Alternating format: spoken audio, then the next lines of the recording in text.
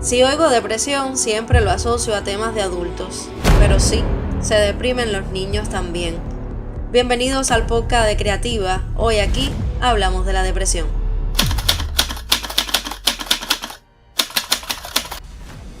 Hola, un gusto saludarles. El equipo de Creativa te abre las puertas del podcast hoy con el licenciado en psicología Raudel Martínez González, que nos habla de la depresión en niñas, niños y adolescentes con el objetivo de sensibilizar y concientizar sobre esta patología. Cada tema arroja una lectura y esta vez los datos asombran. Cifras publicadas por UNICEF en el 2019 especifican que en Latinoamérica y el Caribe cerca de 16 millones de adolescentes presentaban algún trastorno mental diagnosticado, de los cuales la depresión representaba alrededor del 40%. Este 13 de enero se celebra el Día Mundial de Lucha contra la Depresión y desde aquí queremos contarte. Preguntas para nuestro entrevistado de hoy, licenciado en psicología Raudel Martínez González, quien labora en el Hospital Pediátrico Juan Manuel Márquez.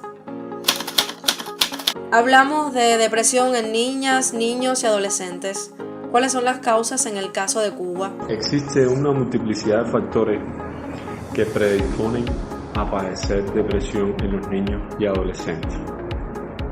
Entre ellos se encuentran los factores genéticos, sociales, psicológicos, biológicos. Entonces, en relación a los sociales, podría decirte que en un ambiente sociofamiliar atravesado por conflictos entre los padres, distanciamiento entre los padres, maltratos, alteraciones en la comunicación entre ellos y hacia el niño, conductas sobreprotectoras, de distanciamiento afectivo de uno de los padres hacia el niño, sobre todo el padre, cuando hay una historia de abuso, de autoritarismo y de familia que no favorece, o más bien de familias que limitan el vínculo entre el niño y otros niños u otras personas. También las pérdidas vinculares o las pérdidas de un amiguito, de la pérdida a partir de que el niño se mudó para otro lugar o se cambió de escuela. Todo ese tipo de pérdidas que yo llamo pérdidas vinculares dan lugar a que pueda establecerse una depresión. También es un factor importante a tener en cuenta desde el punto de vista sociopsicológico o psicosocial, como tú lo quieras ver, es el acoso escolar, que ahora se le dice bullying, pero no me gusta ese término porque en español aparece perfectamente bien y es muy gráfico el tema del acoso escolar. Entonces, por ahí va el tema de la parte del ambiente sociofamiliar. Por supuesto, existe un componente genético en el que si uno de los padres padece de depresión, eso aumenta las probabilidades de desarrollo de esta patología en los niños, más que en niños cuyos padres no padecen depresión. La otra idea es el factor biológico, en el que la alteración de la segregación de la serotonina da lugar a que puedan existir depresiones, sobre todo de causas endógenas, porque las que te he planteado, sobre todo las sociales, la causa es más bien exógena. Ahora bien, existe un factor psicológico que está relacionado con cómo la persona, qué recursos tiene la persona, que cuenta cómo se ha armado su historia de vida frente a las pérdidas. Determinada manera de ver el mundo, una manera más bien pesimista, una manera más bien de verle el lado oscuro a las cosas, de ver la vida con desesperanza, con pocas probabilidades. Y eso abunda mucho porque por lo general las redes, el imaginario social, estas cosas que son tan instituyentes del aparato psíquico, no promueven y no generan una visión futura de logro, pero estoy hablando de un logro y una satisfacción futura que tenga determinados niveles de objetividad, ¿ya? Sino más bien están vendiendo constantemente un futuro que está muy marcado con la competitividad, y la competitividad sin lugar a dudas tiene que llevar a la depresión, porque cuando se compite siempre hay alguien que pierde, y el que no pierde de todas maneras pierde muchas cosas en el camino por lograr el triunfo, porque el triunfo en las sociedades estas que van a unas velocidades vertiginosas siempre tienen unos costos altísimos a nivel de la salud, a nivel emocional, a nivel espiritual, a nivel de los demás, a nivel social, ¿de acuerdo? Entonces también hay un componente psicológico en este tema de la depresión que por supuesto se puede reajustar en algunos casos, pero donde la persona tiene que tener un alto nivel de desarrollo de la voluntad. ¿Cuáles son los principales riesgos de la depresión en la infancia? Cuando un niño está deprimido, lo primero que sucede es que el niño siente toda una serie de cosas a las que no puede ponerle nombre y no sabe qué es lo que está sintiendo. Tiene mucha confusión porque todavía no está lo suficientemente maduro su aparato psíquico y por lo tanto la dinámica interna de este aparato como para identificar qué es lo que está pasando. Pero sí se puede apreciar una interferencia en las actividades de la vida cotidiana del niño, disminuye su capacidad de disfrute del juego, de la interacción con otros, de disfrutar la comida, ¿de acuerdo? La interacción social baja, el rendimiento académico también se ve afectado porque hay una dificultad muy importante en la depresión para concentrarse y para activar los mecanismos de memoria, de atención, de pensamiento, para resolver problemas, etc. También otra de las consecuencias es la ideación o el intento suicida. El niño está por lo general irritable, en lugar de ponerse triste como lo hacen los adultos. Algunos niños sí se ponen tristes, pero otros lo que se ponen es más bien irritables. Y otros niños lo que hacen es ponerse tristes e irritables también.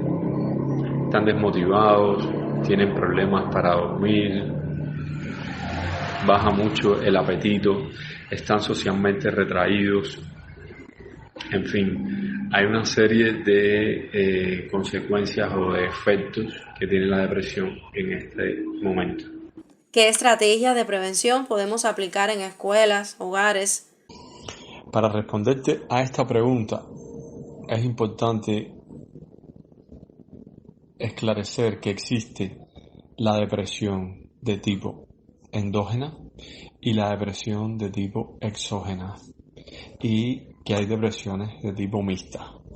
Las depresiones endógenas son aquellas que responden a determinados cambios en las estructuras y en el funcionamiento de los órganos internos, ya sea el cerebro u otros órganos, porque por ejemplo, cuando hay un hipotiroidismo que está descompensado, eso puede traer como consecuencia un estado depresivo. E igualmente hay otros factores internos que también predisponen. Por ejemplo, en la edad adulta, en el adulto mayor, disminuye la concentración de neurotransmisores y como resultado, por supuesto, la persona está más lenta, menos concentrada, le cuesta más recuperar en la memoria, en sus almacenamientos, determinados contenidos, información, recuerdos, etc. Entonces, las funciones psicológicas bajan también debido a eso. Entonces, la de tipo endógena tiene esta característica, responde más bien, como te decía, a lo que pueda estar afectado a nivel de estructura orgánica o de dinámica o funcionamiento entre ellas. Y la depresión de tipo exógena responde a exógena o reactiva, como aparece por ejemplo en la literatura científica, en los clasificadores internacionales de enfermedades mentales, en la serie 11, en el DSM-5, etc. Ahora bien, esta depresión de tipo exógena responde a que existen determinados acontecimientos sociales que ponen a las personas tristes. Nada más natural que eso. Entonces a esta me voy a referir en este momento. Mira, nosotros tenemos una dificultad muy grande y muy grave en nuestro sistema de nuestro sistema cultural. Nosotros estamos muy atravesados por un imaginario social que plantea que, por ejemplo, no hay que llorar si la vida es un carnaval y las penas se van cantando. ¿Tú has escuchado eso? Y debes haber escuchado, por supuesto, otras expresiones de eso que hay en la música. Voy a reír, voy a llorar, vivir mi vida, la. Todas esas cosas que lo que hacen es disminuir la importancia que tiene la tristeza. Donna, el resultado de esto es que la persona se queda anclada en una fase positiva que tiene el duelo de la pérdida de lo que la persona perdió, que puede haber sido un vínculo con una persona, un vínculo con un objeto. Por ejemplo, cuando perdemos un carro, nuestro vínculo con ese carro se modifica porque ya no lo tenemos a disposición como antes. Cuando perdemos un trabajo, lo mismo. Cuando perdemos una oportunidad de negocio, la misma cosa. Cuando perdemos una persona, ya sea un familiar muy allegado, ya sea una pareja, ya sea un amigo, ya sea un enemigo. Oye bien, hasta con los enemigos hay que hacer duelo porque todas esas personas, todos esos vínculos tenían una representación dentro de nosotros que hay que modificar. Entonces, como eso no lo manejamos y nuestra cultura tampoco lo maneja, hay mucha gente que padece depresiones y que padece duelos no resueltos, duelos complicados, que a lo largo de la vida van dándole problemas. Para hacer la estrategia de prevención hace falta, además de conocer estos elementos que te he compartido, también las características de los niños a los que se le va a hacer la prevención. Porque por lo general hacemos una prevención que es la misma para todo el mundo y no sirve, no es efectiva. Nuestro empeño, nuestro tiempo, nuestro dinero, nuestro esfuerzo, todo eso se diluye mucho. ¿Por qué? Porque no vamos a la regularidad o a la particularidad, no vamos a atender lo esencial de esa población a la que vamos a atender. Y la prueba más fehaciente de esto que te estoy planteando es Internet. Tú conoces que Internet tiene detrás de todos los programas, de todas las aplicaciones, de todo el Facebook, el Twitter y demás, del Instagram, tiene ejércitos de personas que están investigando a ver cuáles son los intereses de la población. Una de las cosas o de los elementos, ahora ya desde el punto de vista general, que son bien álgidos a tener en cuenta para prevenir la depresión, es darle a la persona permiso para estar deprimida o para tener determinado estado de tristeza en un momento determinado. Si no haces eso, estás convirtiendo la fase depresiva en algo que no se trabajó, no se metabolizó, no se elaboró y por lo tanto en otro momento en que haya otra pérdida, esta que no está resuelta te sale allí, se levanta allí, te crea caos allí, mucha confusión, la persona no sabe bien lo que está sintiendo, no es capaz de hacer consciente lo inconsciente.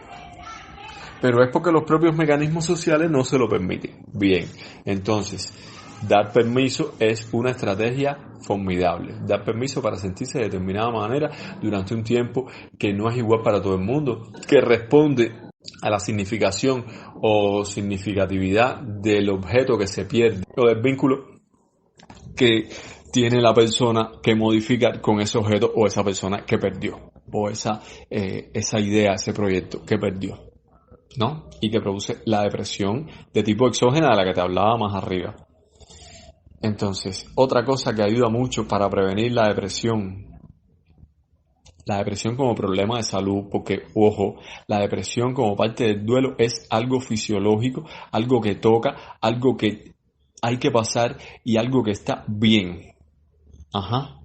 Entonces, otra cosa es, para prevenirla, reforzar lo positivo que hay en la persona, lo positivo en la forma de la persona hacer las cosas, lo positivo en su habilitación ante determinados eventos, lo positivo ante el afrontamiento de determinadas dificultades. Ese tipo de cosas hacen falta.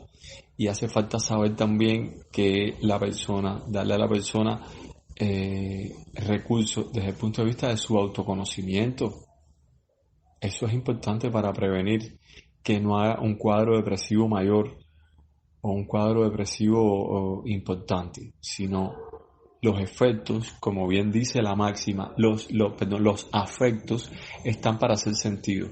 Hay tiempo, hay lugar, hay permisos, hay personas que te acompañan, hay condiciones para que tú lo elabores. Y entonces una de las condiciones para elaborarlo es que la persona vaya entrenándose en conocerse a sí misma y vaya entrenándose en el proceso de darse cuenta cómo es que ella elabora los duelos, cómo es que pasa por la fase depresiva, cómo es que a veces la fase depresiva terminó, pero hay otros momentos en que se rememora el evento o la pérdida o la ruptura del vínculo y puede haber un piquito ahí depresivo, igual puede haber un pico hasta depresivo, pero que es solamente eso. No va a ser de nuevo la fase depresiva, es que recuerdas con determinada tristeza algo que fue y ya no es, y lo más importante, que no va a ser. Entonces, eso es importante. Mira, la literatura habla mucho de que se previene dándole instrumentos a la persona y dándole herramientas y dándole toda una serie de cosas desde el punto de vista psicológico y de la autoestima. A mí, en lo personal, y ya creo que estoy entrando en otra de las preguntas, es el trabajo con la esperanza. La esperanza es algo que hay que estudiar. La esperanza no de que la cosa vuelva a ser tal cual fue, pero que determinados vínculos pudieran reconstruirse en otros vínculos, o incluso de que algunos vínculos puedan repararse. Y ese tipo de recurso es muy operativo, es muy instrumental, es muy efectivo. Palabras que son bien delicadas y que por lo general no escucho mucho a los profesionales hablar en esos términos porque no forma parte de la cultura en su formación. Por lo tanto, una persona que va a hacer una estrategia de prevención, ya sea a nivel social en una escuela, en el hogar, o que va a hacerlo en una consulta, tiene que estar armada. Tiene que estar esta palabra de la que tanto se habla, pero que ya la gente cierra la puerta cuando hablan de esa palabra, pero que hace falta empezar a darle nuevos enfoques para que se retome su justo valor, que es la palabra empoderación. Una cosa es muy importante, es la desmitificación de la depresión como algo malo. La depresión es algo por lo que pasamos. Existen sintomatologías depresivas que nos instituyen. Y eso no quiere decir que estemos enfermos. Eso no quiere decir que seamos unos depresivos, que seamos unos deprimidos, que seamos personas que estamos en bajón todo el tiempo. No. Eso quiere decir que como ser humano no me contradigo a mí mismo y me doy un abrazo y refuerzo mi autoestima dándome cuenta de que tengo zonas que también son vulnerables y que tengo también la posibilidad de perder algunos vínculos, y eso fortalece de una manera inconmensurable al ser humano. ¿Cómo sabemos si, digamos, mi hijo presenta síntomas depresivos? ¿Qué hacer? ¿Cómo ayudar a un niño con depresión? Hay que mirar ese proceso en perspectiva. No es operativo, o sea, es inoperante lanzarse a desarrollar acciones. Lo primero que hay que hacer es observar qué sintomatología tiene. Si está retraído, si no se divierte con las mismas cosas, los mismos juegos, los mismos libros, los mismos carritos, los mismos amigos de antes. Si hay modificaciones en sus hábitos de sueño, de higiene, de alimentación, ver si hay sintomatología de irritabilidad. El niño deprimido no puede responder preguntas ni dar explicaciones como otros niños, porque está en un estado en que se cansa con facilidad. Entonces, lo primero es no presionarlo a que juegue, no presionarlo a que estudie, no presionarlo a que piense, no presionarlo a que interactúe. Lo primero es estar a su lado. contrariamente a lo que la mayoría de las personas hacen. Hay que estar con ese niño presente. Que resulta muy importante llevar al niño a un especialista para que haga un estudio de su estado y para que le dé orientaciones precisas tanto al niño como a los padres de una estrategia interventiva que le permita ir saliendo de ese estado. La entrevista es con motivo del Día Mundial de Lucha contra la Depresión. A modo de resumen, me gustarían sus palabras desde su experiencia para sensibilizar y concientizar sobre esta patología. No es algo fácil de tratar porque es muy descorazonador ver a niños y adolescentes padeciendo depresión. Eso, si lo dejamos de tener en cuenta, estamos entrando en una posición de triunfalismo que a ningún lugar de resultados positivos nos lleva. Entonces, hay que mirar de frente qué cosa es la depresión para poder entrarle operativamente a trabajar con ella y a revertir lo posible. ¿Sí?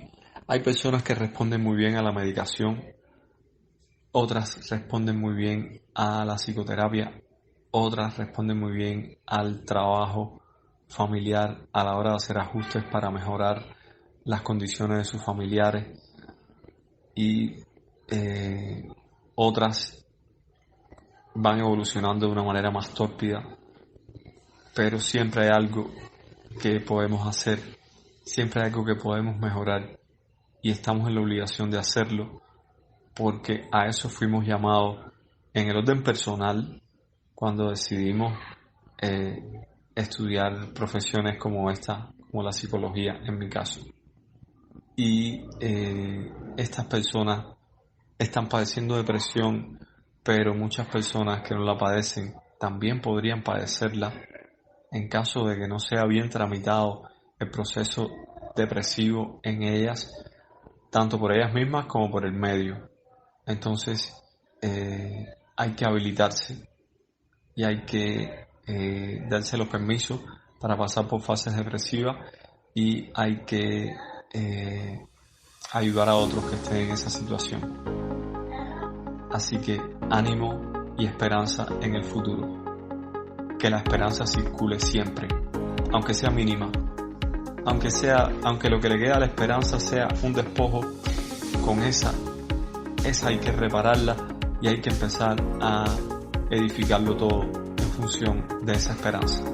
Donna Cruz y equipo de Creativa, gracias por seguirnos, gracias por la escucha.